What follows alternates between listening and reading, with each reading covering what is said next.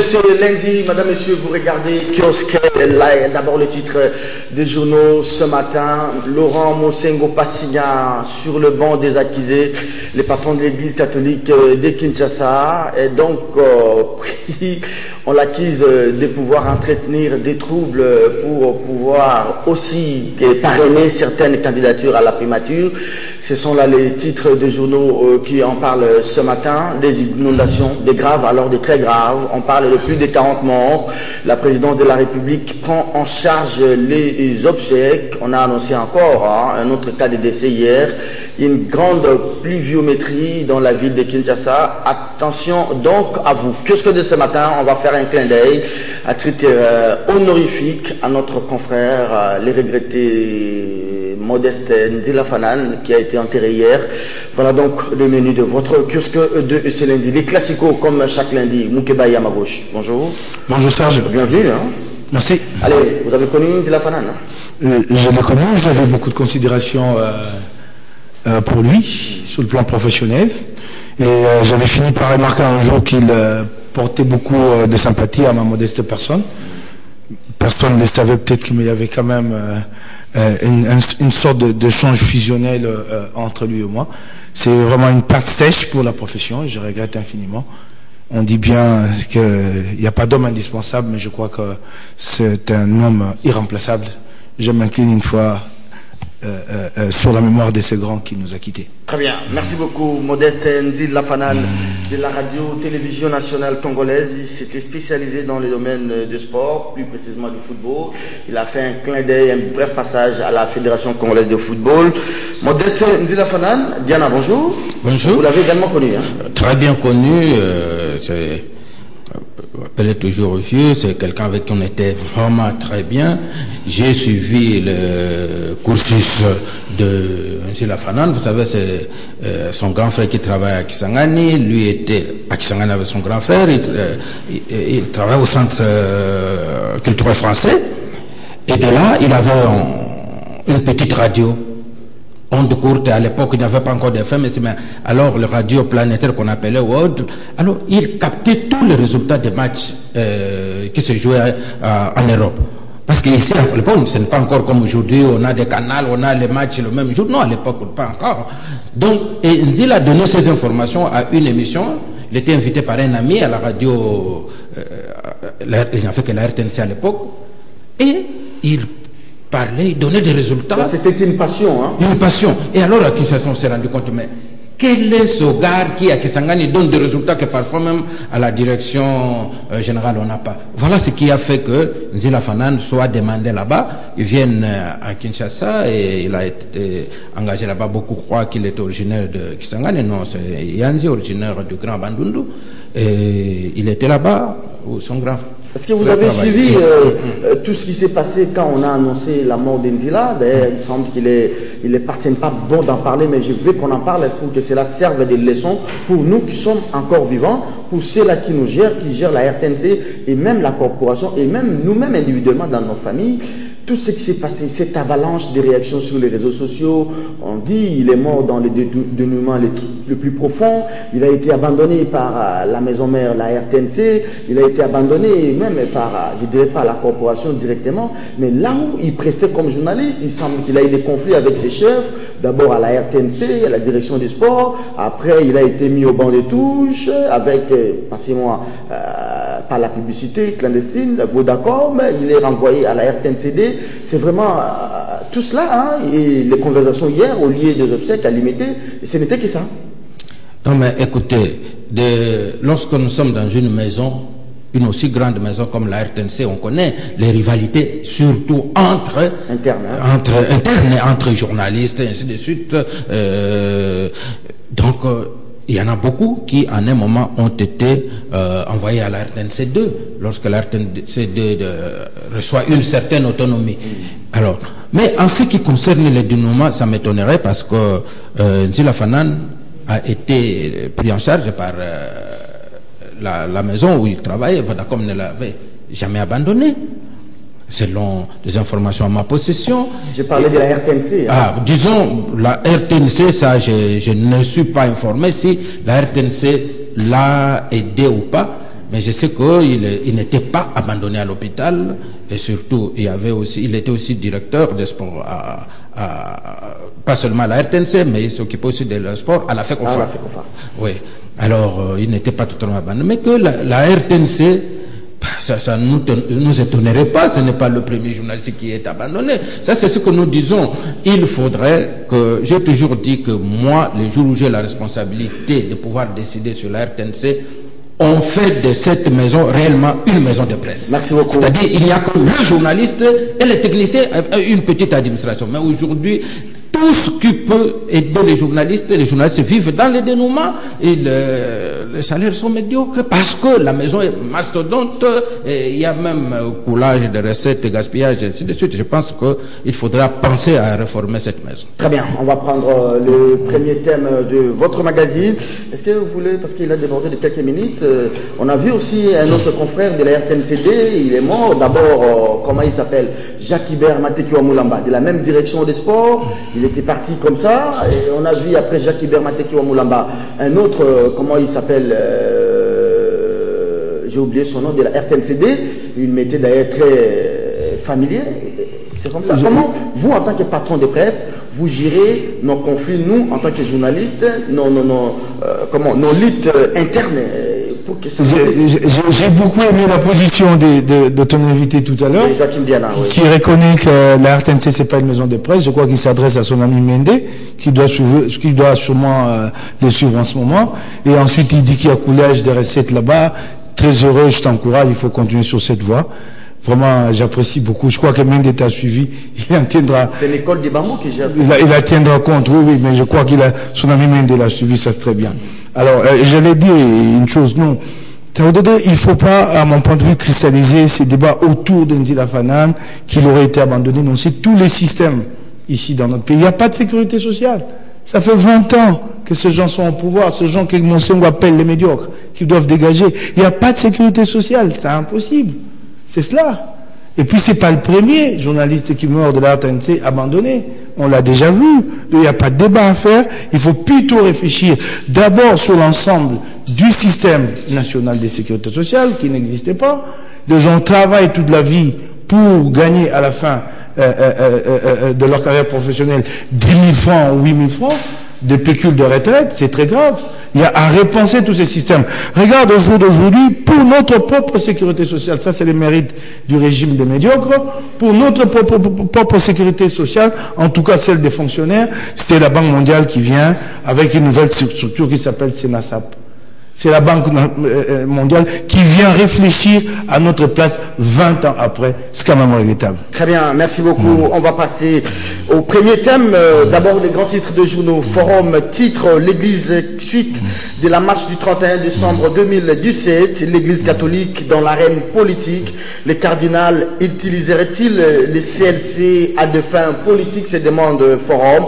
Le gouvernement accuse Monseigneur Monsengo de faire entrer la RDC dans un cycle de violence. Pour sa part, les CLC annoncent la poursuite de ces actions. La prospérité écrit vraie motivation de la marche du 31 décembre. Monsengo et les CLC pointés du doigt. Je vais terminer par Congo Nouveau de Simon Bofunga qui titre en réaction aux propos du cardinal Monsengo, le gouvernement insiste sur la laïcité de l'État congolais. Moukebaye, je commence par vous avec ce premier thème de l'émission.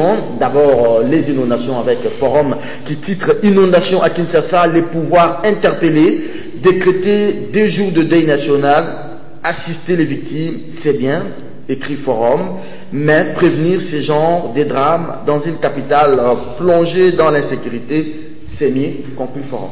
Non mais j'arrête, j'ai suivi les propos de Kimbuta, je comprends quand ça vient d'un régime des médiocres. Je ne comprends pas que l'autorité de la ville se plaigne que ce qui est arrivé est dû en partie à cause de construction anarchique. Et lui, il fait quoi pendant qu'on construit anarchiquement? Il fait quoi? Lui, il fait quoi? Il fait quoi? Alors, en fait, en réalité, c'est un aveu d'impuissance, en fait, il démissionne de sa responsabilité. Il dit, vous gérez la ville, vous faites ce que vous en voulez. Moi, je n'ai rien en termes de planification dans le secteur de l'urbanisation de la ville. C'est quand même très grave de tels propos. Et tu remarqueras, comme que je t'ai dit toujours, cette presse à la petite semaine, personne n'épingle cette irresponsabilité de la part de Kimbuta. Je vais évoquer certains éléments. Comment voulez-vous, c'est vrai que c'est des situations qui arrivent partout, et encore, si on va voir la quantité de pluie qui est tombée, on n'arriverait pas à 44 morts. Mais regarde dans cette ville, regarde à travers tout le pays, où est la protection civile? Il n'y a pas un service de protection civile. Joseph Kabila n'y a jamais pensé, Kimbuta non plus. Il n'y a pas de protection civile. Sais-tu que dans cette ville, des centaines de milliers de dollars ont été déboursés pour construire une station sapeurs-pompiers? Pose la question à Kimbuta. Où est cet argent? Une station de sapeurs-pompiers qui peuvent à la limite aussi se transformer en protection civile. Où est passé cet argent? Plus de 500 000 dollars déboursés ici. Où est passé cet argent? Nous parlons des inondations et les immondices dans lesquels les gens vivent. Hier encore, je suis passé quelque part, mais mon Dieu, je me suis senti asphyxié par ces odeurs. Je me pose la question sur tes compatriotes. J'aimerais bien un jour que tu prennes ton invité là où il habite, que tu le places dans une maison devant une de ces poubelles-là et qu'il y passe le séjour avec sa femme et ses enfants. Pour qu'il expérimente ça, comme ça, il le dira bien. Vous ne venez pas vous contredire. Oh, j'étais pas le dire. C'était la médiocrité, justement. Serge. C'était la médiocrité. Serge. la médiocrité. C'est la médiocrité, justement. Il ne vous est pas contredit. Alors, votre analyse impersonnelle. Oui, alors, elle est impersonnelle. Je le prends, lui, de manière impersonnelle comme expérience. Le prendre et le placer devant cette maison, cet tas d'immondices-là, comme ça, il comprendrait mieux. C'est ça, où est le problème? De les dire, c'est un problème, ce que je l'attaque, c'est cela tout le problème. En fait, nous sommes ici en face d'un pouvoir qui a déjà démissionné.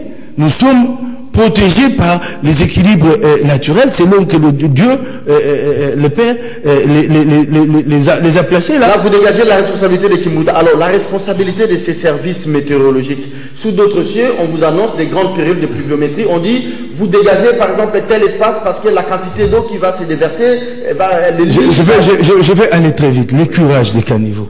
Les caniveaux ne sont pas curés. Il y a un caniveau à Lingwala sur l'avenue Mouchi. Ce caniveau a 1 mètre de profondeur. Mais le lit est pris du sable jusqu'à 90 cm. Comment vous n'allez pas vous attendre à des débordements d'eau pour quitter les lits et aller envahir les maisons? Ça, quand je parle du caniveau Mouchi, quand on dit urbanisation, on parle de construction de routes, ainsi de suite. On dit, quand vous construisez une route, vous traitez toute l'emprise. L'emprise comprend la chaussée, les caniveaux, la route piétonne et même l'aménagement environnemental, les arbres, ainsi de suite, s'il y a des fleurs à planter. Prenez l'exemple de Mouchi. On a comme ça construit un grand caniveau, ça fait des années, on l'a laissé béant. Un enfant tomberait là-dedans, qu'est-ce qui lui arriverait? Sous une pluie? C'est pour aller jusque dans un égout. On laisse comme ça, dans un quartier habité, un gros caniveau. Donc pour ce régime de médiocres, ces caniveaux tels qu'on l'a construit, ça suffit.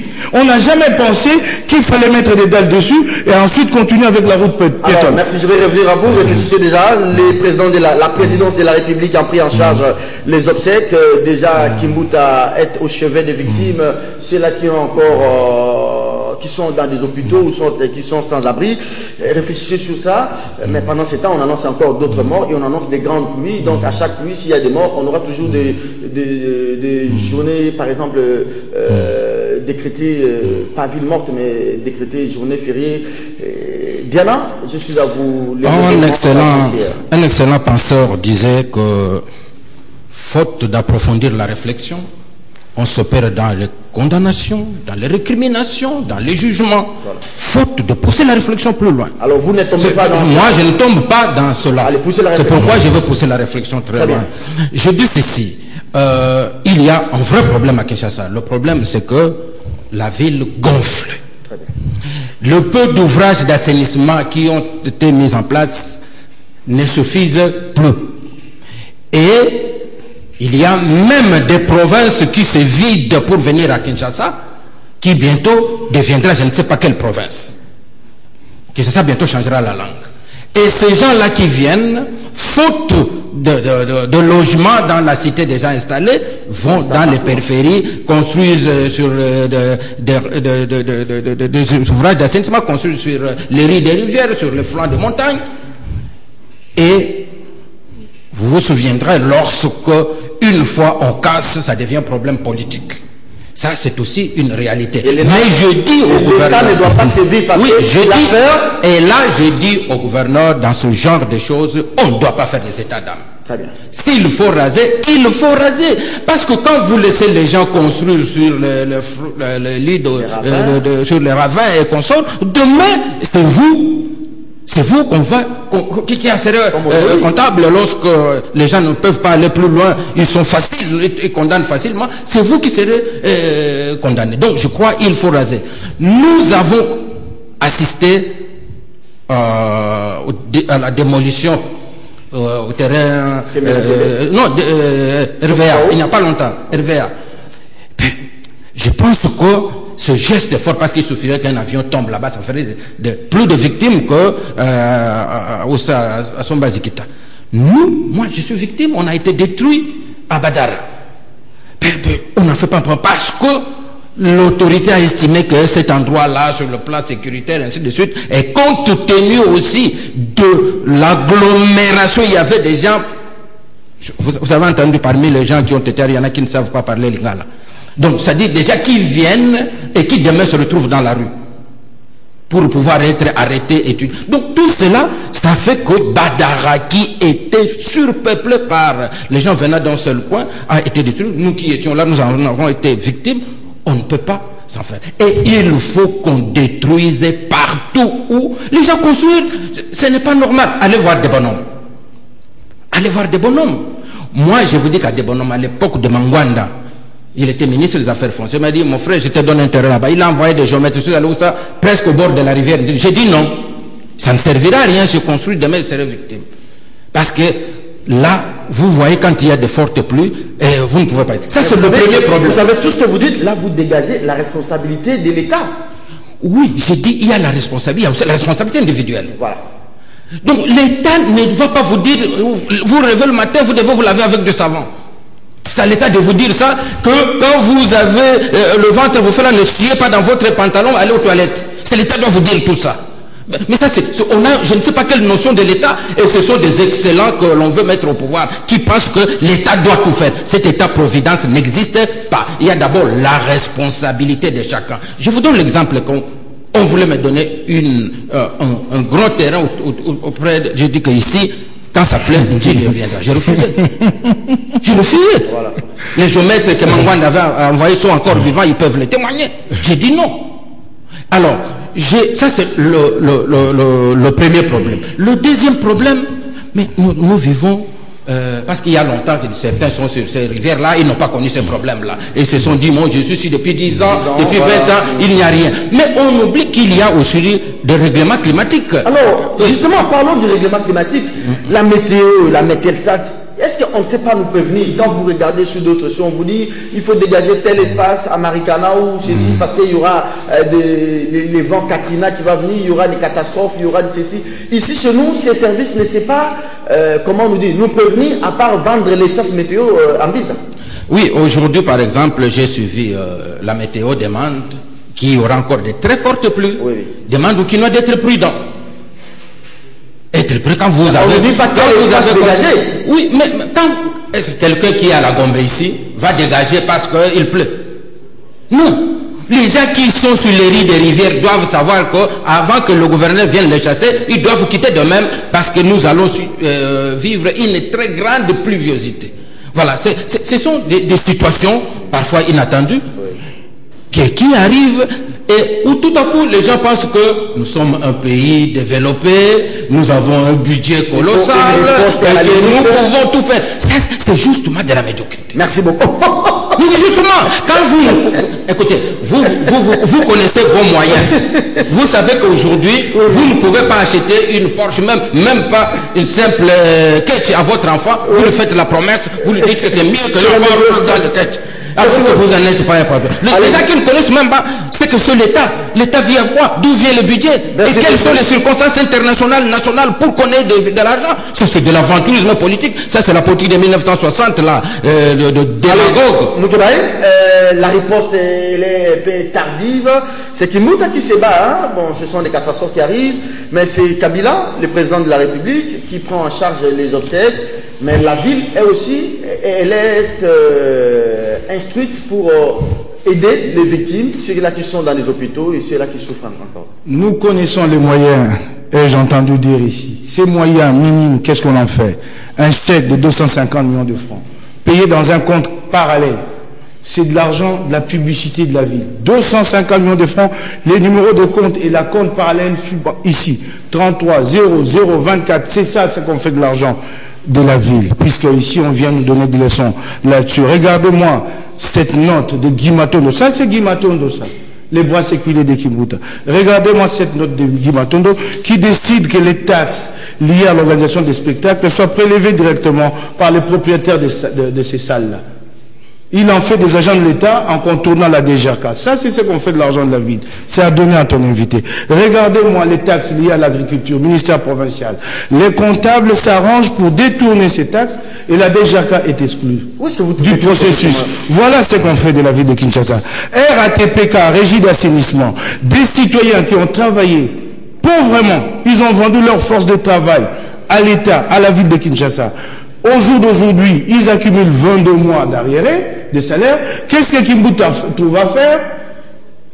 Il dissout la RATPK, à la place, il crée la RASKI. Toujours sa même stratégie, Retranskin tombe en faillite, au lieu de liquider l'entreprise et de régler les passifs, non, il crée une autre entreprise appelée New Transkin. Voilà ce qu'on fait des moyens de l'État. C'est des individus, des citoyens qui ont des droits et des devoirs, comme ton invité, voilà comment ils sont traités dans leur pays. Ces moyens-là pouvaient servir à améliorer les conditions. Alors, le président Kabila qui prend en charge les obsèques, c'est ça, on l'a critiqué ici, qu'il ne s'intéressait pas des Congolais, il fait un message de V, il ne pense pas aux morts, par exemple, du 31, mais et les morts du 31 et les morts de la pluie seront pris en charge par...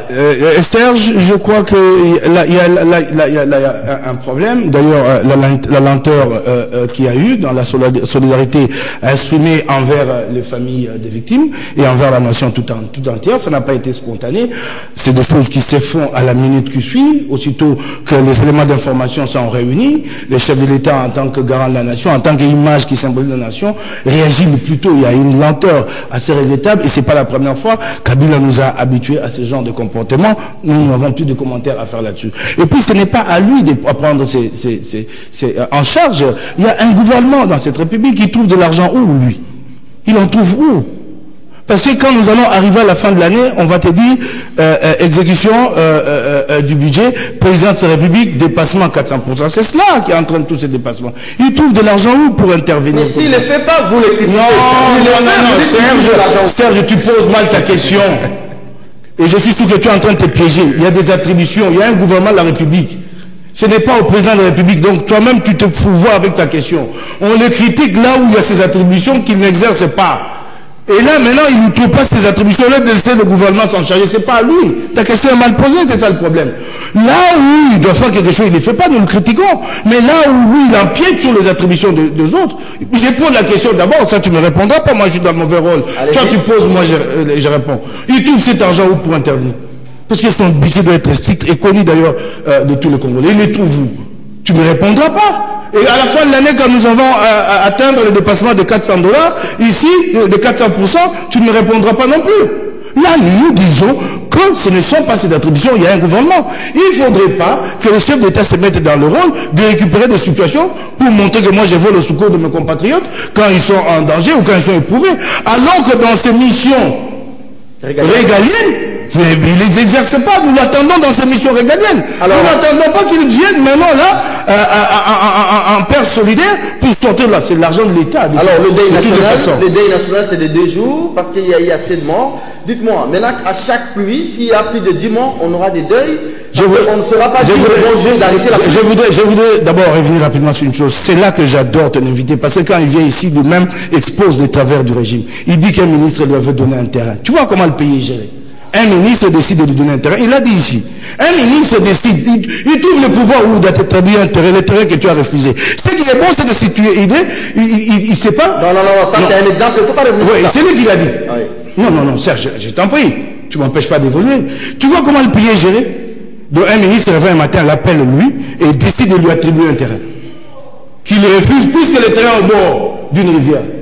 C'est la localisation du terrain qui a fait qu'il ne l'a pas voulu. S'il était placé à un autre endroit qui lui plaisait, il prenait ce terrain. Voilà comment le régime de médiocre conduit le pays. Et puis il a dit quelque chose ici, et j'aimerais bien retrouver. On parle des provinces qui se vident. Comme s'il s'agissait d'un fléau. Mais normal que les provinces se vident au profit de Kinshasa. Pourquoi cet exode rural? Mais vous ne construisez pas de conditions pour que les gens restent là où ils sont. C'est ça le problème. Kinshasa devient l'Eldorado où tout le monde veut venir. C'est ça le problème. On est en Bougimaï, l'Amiba tombe en faillite, ça fait 20 ans. L'Amiba, ça faisait toute une vie avec des effets induits. L'Amiba était déjà bancale du temps de Mobutu. Arrive la gestion catastrophique de, comment elle s'appelle, Okoto. L'Amiba est aujourd'hui par terre. Vous voulez que ces gens-là fassent quoi? Ils pensent que Kinshasa c'est l'Eldorado, ils font le déplacement. Cet exode rural a des raisons, des causes objectives. Il faut soigner ces causes-là. Il ne faut pas venir se plaindre sur un plateau de télé. Joachim Diana, les problèmes de la ville, ou bien les problèmes du Congo, c'est quoi? Nous manquons une politique en termes d'urbanisation, ou bien il y a cette politique urbanistique. On a d'ailleurs un bureau à la première rue, un bureau d'aménagement, tout sur la ville de Kinshasa, et que se poserait juste un problème d'homme pour l'application. Passez-moi la face, si vous voulez, l'applicabilité de ces différentes lois qui régissent l'urbanisme dans notre ville. Et si le temps vous le permet, de revenir aussi sur le deuil national, mais aussi sur l'intervention du président de la République pour l'enterrement en dignité de ses compatriotes. Encore un penseur disait que la passion est un véritable instrument pour nous crever le jeu, pour obstruer notre raisonnement. J'ai bien parlé ici du ministre Mangwanda. Un journaliste informé, c'est Mangwanda a été ministre dans quel gouvernement, dans quel régime? Nous sommes sous la Deuxième République, monsieur. Alors maintenant, les actions d'un ministre de la Deuxième République, vous les mettez sur ce régime. Pourquoi? Parce que, régime, vous ne savez même pas réfléchir avant de réagir. Vous êtes poussé par la passion. Cette passion-là, ça ne peut pas faire d'un homme un excellent. Justement, la passion, c'est que Mosengo lui-même avait condamné la réaction épidermique. Il aurait dû réfléchir un temps. Il a parlé du ministre Mangwanda. Depuis que ce régime est essayé, on a déjà entendu le ministre des Affaires foncières qui s'appelait Mangwanda. Non, c'est sous la Deuxième République. Les magistrats, je vais te dire quand il était ministre. Laissez-moi parler. C'est pas la Deuxième République. Je t'ai laissé parler. Et c'est ça, dans toutes ces réactions sur cela, c'est l'épidermique. On lui donne un document, il vient avec. Je demande à Kimbuta de... Moi, je n'interviens pas dans les dossiers où je n'ai pas un autre son de cloche. Justement, vous n'êtes pas obligé de revenir sur ça. Je ne suis pas obligé. Alors, je demande au service de Kimbuta de présenter le contraire de ce document et on creusera, on trouvera qu'il y a un faux là-dessus. Il y a un problème, ça ne m'étonnerait pas. Il y a un problème d'urbanisation, mais il y a un problème d'homme pour l'urbanisation de la ville. Oui, je voulais dire même en ce qui concerne les obstacles, je commence par là. Oui. Il accuse le président, mais tout à l'heure, oubliant que lorsqu'on a parlé de ça, c'est le régime. Donc la gestion de la ville de Kinshasa, c'est le régime. La gestion du Katanga, ce n'est pas le régime. La gestion du Bas-Congo, ce n'est pas le régime. Mais la gestion du Kinshasa, c'est le régime, c'est Kabila. Donc le chef du régime, c'est ce Kabila. Donc il condamne Kabila de n'avoir pas assaini Kinshasa et tout ça. Et au même moment, il explique que celui qui avait le droit d'assainir Kinshasa n'a pas le droit d'enterrer les morts qui sont morts à Kinshasa. Voilà le raisonnement.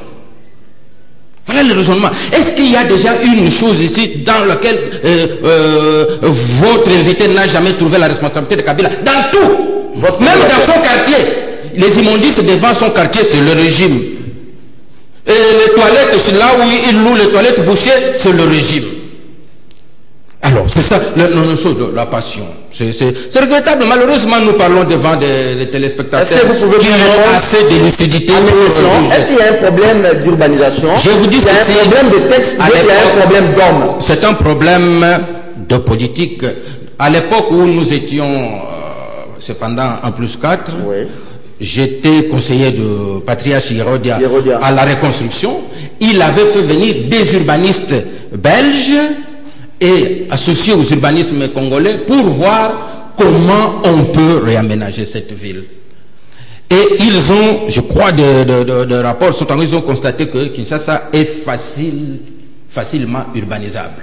Parce que nous sommes allés avec eux, même dans des coins de feu, vous avez, même si les gens construisent n'importe comment, il y a quand même des avenues sous forme de ruelles. Ce qui n'est pas le cas ailleurs quand vous allez, par exemple, à Rio de Janeiro, par exemple, vous entrez une avenue s'arrête, vous ne savez pas où partir, vous devez faufiler.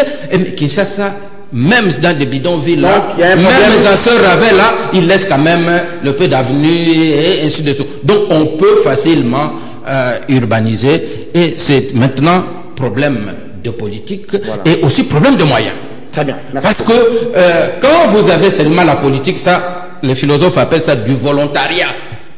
Le volontariat qui devient du volontarisme, ça n'a rien. Tu veux beaucoup de choses alors tu sais que tu n'en as pas les moyens. Donc le plan a été fait à l'époque où nous étions à la reconstruction. Le plan existe, on peut réaménager Kinshasa, mais pourvu que ça, c'est la recommandation que vous venez d'arrêter les bidonvilles qui continuent ou qui viennent, quelle que soit la qualité des personnes qui viennent, qu'ils ne trouvent plus à vivre chez eux, qu'ils veulent venir gonfler Kinshasa, on doit les arrêter. Très bien, merci beaucoup, cher Joachim Biana, madame, messieurs. Tout ce que se poursuit, parce qu'on va aborder les derniers thèmes de notre émission avec ce journal La Prospérité. Je vous disais tout à l'heure qu'on va parler de tout ce qui s'est dit autour du prélat catholique Laurent Mosengo. Diana, vous avez la parole. Vraie motivation de la marche du 31 décembre, Mosengo et le CLC pointés du doigt.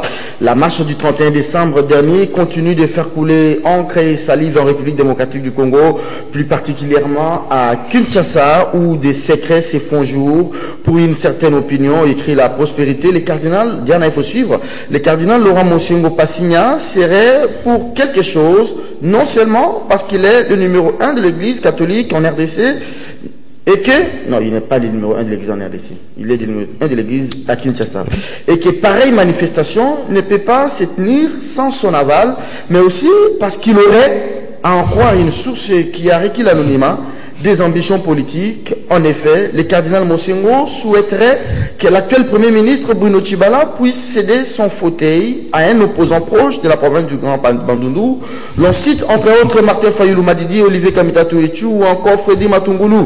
Le cardinal serait-il tribaliste, se demande ce journal. La question mérite d'être posée et à en croire notre source, la réponse est affirmative.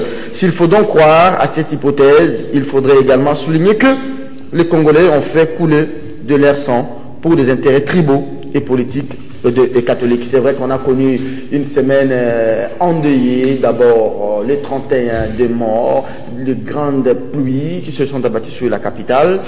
En tout cas, cette question, on va un peu creuser davantage, hein, Laurent Mosengo. Est-ce que ce ne sont pas des colibés pour les décourager dans sa lutte, ou bien réellement Mosengo militerait pour ces genres de scénarios, comme on a vu à l'époque de la Deuxième République? Il semble qu'il avait milité pour que son ami le plus proche, un autre laïc, Kengo, soit nommé Premier ministre. Bon, mais écoutez, que Mosengo ait été à la base de cette marche, ça ne m'étonnerait pas. On ne doit plus se poser des questions. Rien ne peut se faire dans cette archidiocèse de Kinshasa sans son aval. Justement. Ça, c'est tout à fait clair, surtout que cela se fait dans des églises. Ça ne pouvait pas se faire sans son aval. Et il y a les curés de son diocèse impliqués là-dedans. Donc il ne pouvait pas ça. On ne se pose plus de questions. Ça, c'est un fait. Hein? Ça, c'est un fait. Et puis le deuxième fait qui le prouve, et sa sortie de Gond pour pratiquement revendiquer. Mais on aurait voulu que les discours qu'il a tenus après, qu'il le tienne avant, qu'il soit assez courageux et qu'il soit même devant la marche. Les médiocres sont venus après ou avant? Moi, l'excellent Mosengo, je voudrais faire dégager les médiocres aujourd'hui. Le faire après coup, ça s'appelle le combat d'arrière-garde, ça n'a aucun sens. Et donc ça montre sa couardise. Il n'est pas aussi courageux qu'on le croit. Parce que s'il était courageux, il aurait dû le faire avant. Ce discours qu'il a tenu, ça aurait été plus mobilisateur. Ça, c'est pour leur intérêt.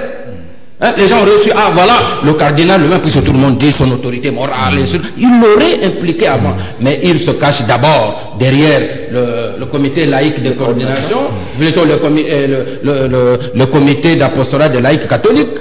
Et puis après on constate, non, il vire vers, on sort de je ne sais pas de quel panier, on tire, il y a un calcécé qui commence son existence avec cette activité-là. Et c'est là où je dénonce ce que j'ai entendu dire par les nonces apostoliques. Soit il est dans la même logique, soit il est ignorant des réalités. Il dit que le CALCC a plutôt le CLC a une existence juridique. On tombe de quoi? Donc sans doute là, le nonce apostolique est en train de confondre le CALCC et le CLC. La confusion est même dans beaucoup de gens. Donc on fait la même chose et on a utilisé cette astuce. Il y a Thierry Landou à part, voilà. Il y a un autre, comment il s'appelle? Ndaïwel, depuis quand il est là-dedans. Nous avons connu un comité laïque à l'époque, en 92, avec Pierre Lumbi, Kandolo, c'était tout. Coordination, parce que ça devrait coordonner tous les chrétiens, protestants, kimbangistes, qui devraient marcher. C'est pourquoi on l'a appelé de coordination.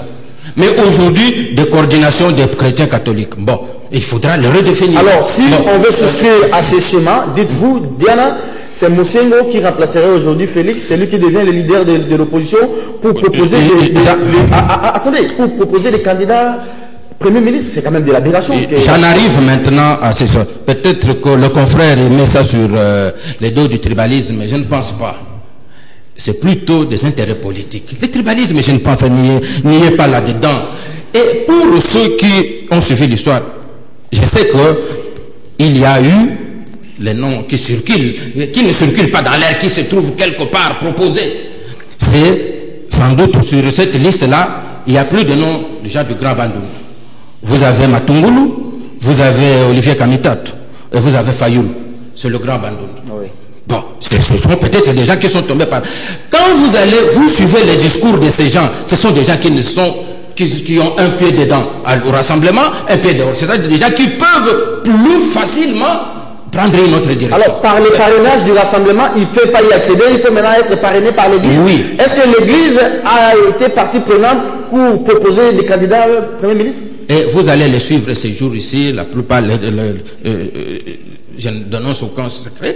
Donc vous allez les discours aujourd'hui ici, ça sera les négociations, pour qu'on aille vers ça. Et pour moi, ça ne m'étonne pas, Monseigneur Mosengo ne serait pas son premier coup.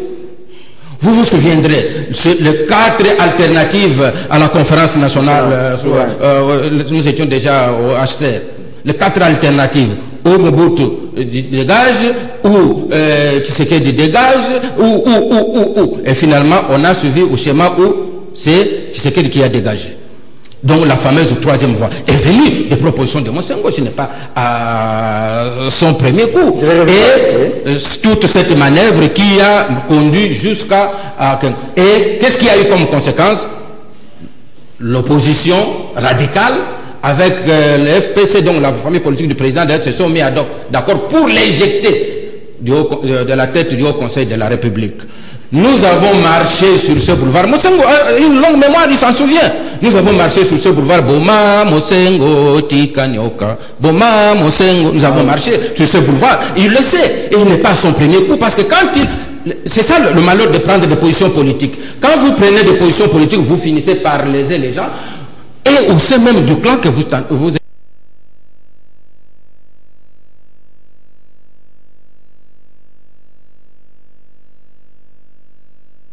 son activisme. Je crois que j'aurais droit en même temps d'antenne. Rwanda n'était pas ministre sous Mobutu, c'est sous les 1+4. Je constate que ton invité, à vous, il reconnaît ici qu'il a été complice d'abus de biens sociaux. Et ça, je crois qu'il faut noter à son actif. Donc, il a accepté un bien qui venait d'origine illicite et il a le courage de le dire à la télé, là où il dit que Mosengo manque du courage. Mais je lui répétais la dernière fois qu'en matière de courage, il ne faut pas qu'il en parle. Parce qu'en fait, lui, reste sur un plateau de télé, il perd ses nerfs, comme ils ont encore perdu les derniers samedis face à Peter Tiani, qu'il a menacé de roster, pas de traduire en justice. Menacé, après l'émission, menacé. Et l'autre fois, il répondait toujours pas à la question de savoir ce qu'il avait pris pour gifler sur un plateau de télé Gabi Kuba. Donc on ne parle pas de courage parce que tu crées toi-même sur des plateaux de télé. Donc, je crois que cette question-là est claire. Et puis, une question, je réponds rapidement. Quand Kabila, je ne sais pas, il y a des gens qui ne sont pas journalistes. Quand Kabila a fait sa campagne en 2011, il ne dit pas que moitié bilan, c'est le mien, moitié bilan, c'est de ton invité qui est ici. Il dit c'est mon bilan. Il le revendique de Loubaba. Il porte ce bilan-là, il les porte pour demander aux Congolais un nouveau mandat. Il dit c'est mon bilan. Il ne dit pas que pour les routes à Kinshasa, non, ça je laisse les bénéfices à Kimbuta. Non, il dit c'est mon bilan, j'ai mis en route un projet 5 chantiers et voilà ce qu'il a produit. Et encore que nous sommes dans un système où si vous vous retrouvez avec un chef d'État qui est là et le chef de la majorité, il contrôle sa majorité, c'est sa politique à lui qui est appliquée. S'il y a échec, qui en tire les conséquences à la fin? C'est bien lui. En tout cas en 2011, il a dit mon bilan. Tout ce qui s'était passé, il a revendiqué ça comme son bilan. Alors que des gens qui ne voient pas ce qui se passe viennent dire le contraire sur ton plateau. Ça, c'est le problème de ton émission. C'est pas mon problème. Est-ce qu'on ne veut pas aujourd'hui... Je vais aller très vite, Laurent Monsengo. Cette presse à la petite semaine, comme je te dis, regarde, tous les articles sont orientés de la même façon. Il y a de grands enjeux dans ce pays. Je peux te dire, la presse n'en parle pas, n'en débat pas. D'ici 2025, en Europe, tous les véhicules vont passer à l'électrique. Et nous avons le cobalt qui est lié au lithium. Donc nous avons une production de 70%, donc nous avons des réserves, le Congo héberge 70% des réserves mondiales. Voyez-vous le rôle que nous pouvons jouer à partir d'aujourd'hui? Il y a une loi en discussion, le code minier. Nous devons déjà anticiper pour que notre code minier soit élaboré de sorte que les intérêts nationaux soient préservés. Nous devons y travailler pour qu'à la limite on impose même aux investisseurs qui viendront de mettre ici toute la filière de production jusqu'à la mise sur le marché de la batterie. Voyez combien d'emplois vous allez créer. La presse n'en parle pas. Elle est ailleurs, cette presse à la petite semaine. C'est ça le problème. On s'en prend à Monsengo. Voilà le gros enjeu. Perenco là-bas, je l'ai dit ici. Le contrat de concession qui devait se terminer en 2023 est prolongé frauduleusement avec la complicité du cabinet Tamboué, du cabinet Némi, jusqu'en 2043. La presse n'en parle pas. C'est des milliards de pétrole à mandat qui vont être pompés, que les Congolais ne verront pas passer. Ça, la presse n'en parle pas. Alors, on veut faire partir Tchibala pour que Monsengo... Je vais te dire, tu vas parler de Tchibala, voilà, quand on parle du régime des médiocres, voilà encore une bourde qui commet. Il a fait quoi? Il tranche la question de conflit de compétences entre le ministère de l'EPSP et son pendant technique. Il tranche en faveur du pendant technique. Mais il oublie qu'il y a une ordonnance présidentielle qui définit les attributions. Qui définit les attributions après le Conseil des ministres entendu. Non, lui, et d'ailleurs, qui sait, le rappelle très bien, Bongongo, dans une lettre au ministre de l'EPSP. Clairement, avec référence à l'ordonnance constitutionnelle. Non, lui, juriste, et un autre ministre, après le premier ministre, juriste, faire ça. Mais mon cher ami, Monsengo l'a si bien dit, quand il s'agit de médiocres, les gens viennent à perdre même les connaissances qu'ils ont apprises à l'école, c'est ça le problème. Sinon, il ne sortirait pas cette lettre, longue infiniment. Et lui se contente d'une commission qu'il a mise en place, et le Conseil des ministres est où? Qui détermine les attributions? Puisqu'elles sont claires là, il n'y a même pas à discuter. C'est cela, ce qui est regrettable. Revenons rapidement à Monsengo. Mais c'est clair, Monsengo ne peut que faire l'objet d'attaques. Ces régimes, je te l'ai dit ici, a un calcul clair. Exclure les principales forces du processus, arriver aux élections avec la machine à voter, tricher, comme ça a toujours été fait par le passé, les dauphins de Kabila passent, dans les 6 mois qui viennent, ils vous organisent un référendum. Et l'ordre constitutionnel est changé, on le change, et après Kabila revient, c'est vraiment clair. Et il travaille dans ce sens, puisque Monsengo barre la route à cette logique-là. Je t'ai donné... Non, c'est le plus le rassemblement qui barre la route. Je t'ai donné des petits... Non, écoute, il est société civile, il est normal. Il est acteur dans la société, mon cher ami. Je vous ai déjà dit, donner des exemples ici. Ici, les gens ne comprennent pas la notion de politique. Monsengo ne fait pas la politique active. Quand Zinedine Zidane prend position contre Marine Le Pen, il dit, ne votez pas pour elle. Il ne fait pas de la politique active. Il utilise sa position sociale pour bloquer quelqu'un qui a des idées extrémistes. C'est normal, c'est ce que Monsengo fait aujourd'hui. Et je t'ai donné des exemples le plus banal ici. Je t'ai dit, comment tu veux que là où il y a le MLC et l'UNC, pour le poste du président de Sensa, que Kabila prenne Olengankoï, qui ne représente que l'ombre de lui-même. Donc il prend le plus faible, qu'il peut manipuler à souhait. Pourquoi cette logique? Pour arriver à ces élections truquées, c'est cela. Et que Monsengo se dresse sur cette voie-là, contre ces schémas-là, ça devient un problème. Moi, ces attaques, je n'en fais pas cas. Parce que le problème est un problème de réalité de force. Pas de rapport de force au terrain. Ça, c'est des gens énervés, manipulés. Ça les énerve que Monsengo entre en scène et qui bloque ce schéma-là. Ça les énerve. Ils vont écrire, le nonce apostolique l'a dit à des moments, de manière sibylline dans sa lettre aux évêques, il va avoir d'autres manifestations, c'est inévitable. Ce ne sont pas des manifestations illégales où des gens viennent armés. Alors, c'est des manifestations pacifiques. Qui ne sont pas organisées pour réellement qu'on montre à l'opinion que c'est Monsengo qui fait face à Kabila. Ils insultent Monsengo ici, ton invité ne le sait pas. Quand Kabila décide d'envoyer les émissaires là-bas, il ne lui dit pas, il est sous-informé. Comment il s'appelle, maman Olive est allée chez Monsengo le mardi, 20h45. Lui, personne ne le lui a dit. Il la prend ici sur le plateau. Faire quoi chez Monsengo? Ah ben pour tenter une médiation. Le lendemain, Antoine Gonda est passé par là. 4 fois de suite, il n'a pas été reçu. Donc en fait, de l'autre côté, alors Monsengo fait du chantage? Non, c'est pas du chantage. Du côté de Kabila, le message est capté. Il n'y a que ceux qui ne comprennent rien, qui ne sont pas informés, qui ne sont pas dans le véritable réseau et qui viennent faire du bruit ici. Votre dernière intervention. Bon, écoutez, Maman Olive, c'est Monsengo. Oui, j'en arrive. Antoine Gonda, c'est Monsengo. Il réaffirme que le régime, c'est Kabila. Mais comment il l'interdit à enterrer les morts? Hein? Quand il dit que les gens qui sont morts, je donne de l'argent. Non, il va trouver l'argent où? Mais il doit tout faire, tout le régime au pays, c'est lui. Alors les morts, ce n'est pas lui. Alors, soyez cohérents. Soyez cohérents dans votre critique. Problème de justement, si je suis allé sur ce problème de régime, c'est justement sur ce dossier de mort. Il estime que le président de la République n'aurait pas le droit d'enterrer les morts. Alors, mais entre-temps, le régime, tout, c'est lui. Les Zimundis à Kinshasa, tout, c'est lui qui est comptable. Je peux vous poser une question technique? Oui.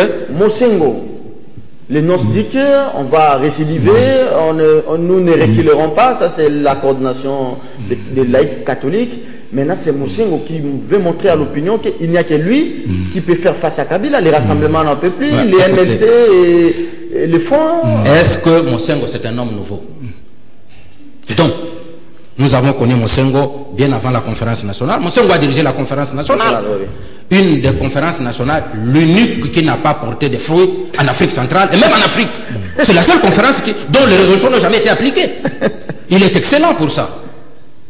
Donc, c'est la seule conférence. Monsengo n'est pas nouveau. Nous avons vu Monsengo venir par Brazzaville le plus rapidement possible pour que les négociations musées Mobutu, qu'il rentre à la tête du HCR, du HCRPT, donc pour que lui prenne le pouvoir en attendant qu'il y ait une transition. Nous le connaissons. Quand on nous parle de Monsengo comme un homme nouveau qui vient d'arriver, qui va... Mais en 2006, Monsengo était où? En 2011, Monsengo était là. Attendez, on est de parler de Félix qui est le président du rassemblement. Non, nous parlons de Monsengo. Et je vous ai dit que ce sont des gens qui, ne sachant plus, n'ayant plus de boussole, comme des naufragés, ils s'accrochent même à leur propre ombre croyant trouver une bouée de sauvetage. C'est la même chose avec Monsengo. Monsengo est là. Et l'Église, nous, tout ce qu'on demande, que l'Église catholique s'engage directement. C'est moi l'Église. Et les sociétés civiles, la société civile s'engage, qu'ils prennent la tête du chef de cette société civile-là. On va voir. On va voir ce qui va en arriver. Espérer. C'est quoi le pouvoir après? On espère surtout. On va espérer sur l'arrivée des liquides. On espère surtout, sauf sur ses propres forces. On n'espère pas sur votre leader. Espérez sur Félix Tshisekedi, espérez qui encore sur Moïse Katumbi, surtout. Espérez sur tout ça. Mais Monsengo n'ira pas plus loin. Je vous l'ai dit, et je vous l'ai dit sur ce plateau, comme je vous l'avais dit avec Niki Harley. Je vous donne quelques temps pour voir que Monsengo n'ira pas plus loin que ce qu'il fait là. Merci beaucoup. N'ira pas plus loin. Et alors, je voulais terminer. On aurait envoyé des gens auprès de Monsengo. Toi, aujourd'hui, tu peux aller vers Monsengo. À Saint-Élongue. Oui, tu peux y aller. Oui. Moi, je peux y aller. Il m'arrive de temps en temps. Oui, je connais. Il cite Maman Olive, je vous l'avais dit sur ce plateau, qui est une fervente catholique. Catholique, oui. Alors, elle peut aller voir Monsengo pour dire, mais papa, notamment, pendant que vous avez pris cette décision-là, vous nous mettez... Une femme d'autrui, pas chez Monsengo, notamment. Non. Je vous dis, ce n'est pas la première fois, lors de manifestation du 17, vous savez que Monsengo est arrivé en retard. Maman est allée le prendre en personne pour l'amener aux manifestations. Donc qu'aujourd'hui, un catholique, une catholique aille de Mosengo, c'est pour aller négocier, pour diminuer la ferveur de Mosengo. Mosengo n'ira pas loin, ce qu'il dit là, oui, c'est un débordement des statuts. Les gens doivent expérimenter, c'est scientifiquement prouvé. Lorsque vous débordez de votre statut, vous n'avez pas le même résultat. Moi, j'ai toujours dit, voilà, comme évêque, comme exégèse de la Bible, comme... d'accord, je suis d'accord avec vous. Dernière question. Mais politiquement, il ne représente rien. Dernière question. Oui. J'ai comme l'impression que c'est un combat, Mike, vous allez vous dépasser parce que vous allez terminer l'émission. J'ai comme l'impression qu'aujourd'hui, la guerre dans l'église catholique, c'est entre les laïcs. Parce qu'il y a des laïcs qui sont au gouvernement, qui ne veulent pas répondre à l'appel des laïcs qui ne sont pas au gouvernement. Par exemple, Ndawel, qui est laïque, il appelle à des manifestations. Vous avez Thierry Landou, laïque, mais vous avez Lissanga Bonganga, qui est laïque. Vous avez qui Bruno Tibala, ici, il est laïque. Bruno Tibala, qui est au gouvernement. Il est laïque, membre de l'église Saint-Théo. Donc c'est la guerre entre les laïcs eux-mêmes. Hein. Et c'est pourquoi j'ai dit l'autre fois que tout homme sage, c'est parce que, vous savez, ce qui se passe entre les chrétiens et les musulmans. Vous allez vous rendre compte que les chrétiens sont nombreux, ils ont aussi des moyens, des états forts. Les chrétiens peuvent s'organiser. Non, pourquoi les musulmans ils ne le font pas. Ils ne le font pas. Parce qu'ils se disent, nous sommes une religion de paix. De même, aujourd'hui, au sein de l'église catholique, ça peut éclater entre les laïcs. Et Monseigneur en apporte, en endossera la responsabilité. Merci beaucoup. Comment on ne voit pas tous ces mouvements, par exemple au Kasaï ou à l'Équateur chez moi, je ne sais pas, mon évêque là, Dominique Boulamatari, à Molekbe là-bas, il n'y a rien comme activité. Il y a qu'à Kinshasa ou c'est assez à ce niveau de débat, nous avons encore des problèmes conceptuels, c'est très compliqué. C'est vraiment très compliqué. C'est aussi simple que ça. Et je crois que les étudiants en Sciences Po, en droit, le comprennent très bien. Une chose est la responsabilité morale et politique que Kabila porte en tant que chef du régime. Une autre sont les attributions. Les attributions sont clairement déterminées. Ce n'est pas parce qu'il porte la responsabilité morale et politique qu'il a le droit d'empiéter sur les attributions des autres. Mais il tient les autres travaillent dans la logique de son programme à lui. Et quand il se rend compte qu'ils ne sont pas performants, il se rend, lui, les met en condition de démissionner pour qu'ils répondent aux objectifs qui sont à lui. Il y a deux choses, attribution et responsabilité morale. Ne venons pas débattre de ça. Ça, c'est classique, c'est élémentaire. Nous débattons de il y a un ministre qui a des attributions. Solidarité nationale. Non, il y a un ministre, oui, et il y a un premier ministre qui a ses attributions. Le Parlement qui a ses attributions. Mais à la fin, la responsabilité politique, c'est Kabila. C'est son bilan. Les attributions des uns et des autres, quand elles sont matérialisées dans les actes, ces actes dans l'ensemble font le bilan de Kabila. Alors ça, il ne faut pas venir ici, il faut amener maintenant des tableaux noirs et de la craie blanche ici, j'ai l'impression, pour comprendre les plus élémentaires. J'entends ici que nous continuons, nous allons continuer à espérer. Pour que lui, que nous sachions un jour, il prendra la retraite quand, combien il recevra. C'est ça. C'est pourquoi nous nous battons. Quel jour il va prendre la retraite? Et il touchera sa pension de retraite où? Auprès de quelle institution? Si lui a déjà raté, oui, la pension, elle est partout. Il faut organiser la sécurité sociale. Il faut organiser la sécurité sociale. Messieurs, laisse-moi mon temps. Messieurs, laisse-moi le temps. Nous continuons à espérer. Pour que si lui n'a pas eu cette chance, si cette chance lui a été privée, que ses enfants en bénéficient. Très bien. Si lui en est inconscient, c'est son problème. Nous ne nous préoccupons pas. Nous continuons ce combat et nous reviendrons. C'est pour tes enfants. Avec Mosengo, Dixit Diana, vous n'irez pas loin. Écoute, je t'ai dit. Comment tous les combats cristallisés sur Mosengo? Je t'ai dit, Serge, il faut le reconnaître, que l'année passée, à 2 ou 3 reprises, l'opposition n'a pas donné le résultat escompté. Voilà. Et il s'est fait que Mosengo est entré en scène du fait de la responsabilité que porte la Senco pour revendiquer quelque chose qui est normal, l'application intégrale. L'application intégrale de l'accord. Qu'est-ce que l'Église revendique? Vous n'écoutez pas le peuple. On vous demande que ça, l'application intégrale. Décrispation. Qu'est-ce que vous avez fait pour la décrispation? Prenons l'exemple. Les proches de Moïse Katumbi sont en prison depuis près de 2 ans. Jamais jugés, vous ne voulez pas les libérer. Si on vous demande de les libérer, ça devient un problème. Merci beaucoup. Tu comprends un peu ça? Non, j'ai pas eu autant de temps. Tu lui donnes la parole, je reviens. La dernière fois, il m'a dit ça. Non, si tu lui donnes, je reviens. Oui, naturellement. Prenons la décrispation. Soyons sérieux. Allons-y méthodiquement. On prend les questions une par une. Qu'est-ce qui a été fait?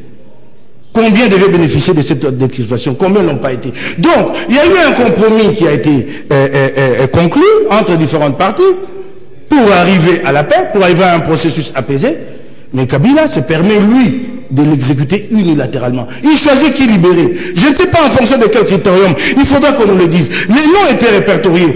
Ceux qui ont été libérés l'ont été en vertu de quel critérium? Et pourquoi les autres sont maintenus? On a dit qu'ils sont plus dangereux. Les anciens militaires du MLC, vous avez... Plus dangereux que Gédéon Kyoum, qui a reçu même un triomphe à sa libération. Merci plus dangereux que lui. C'est lui qui a ouvert des ventres de femmes enceintes. Plus dangereux. Les autres là sont plus dangereux que lui. Donc en fait ici, nous sommes tous dépendants des humeurs de Kabila. S'il veut te mettre en prison, il te met. La République ne marche pas comme ça. Voilà, c'est ça le problème. Diana, vous sollicitez la parole. Oui, je voulais tout simplement dire ceci. Attendez, je vais regarder top chrono, allez-y. Top 35 secondes, allez-y. Oui, j'ai dit ceci. Le bilan, j'apprends que effectivement le bilan de Kabila n'est que le bilan moral. Donc c'est pas le bilan tu comprends pas. Mais c'est justement lui là qui a la responsabilité. La responsabilité politique et morale. Je ne veux pas parler je vais dire une chose. C'est pas le bilan qui est moral. Lorsqu'on parle de la crispation, les phares sont tournés sur Moïse Katumbi. Que les évêques nous disent qu'est-ce qui était décidé pour Moïse Katumbi. Que Moïse Katumbi négocie avec la famille Stoupis. Si la famille Stoupis retire sa plainte, c'est fini, les poursuites s'arrêtent. Qu'on nous dise, puisque j'étais à une émission avec Cholet a confirmé que cette rencontre a eu lieu, qu'on nous dise ils ont abouti à quoi.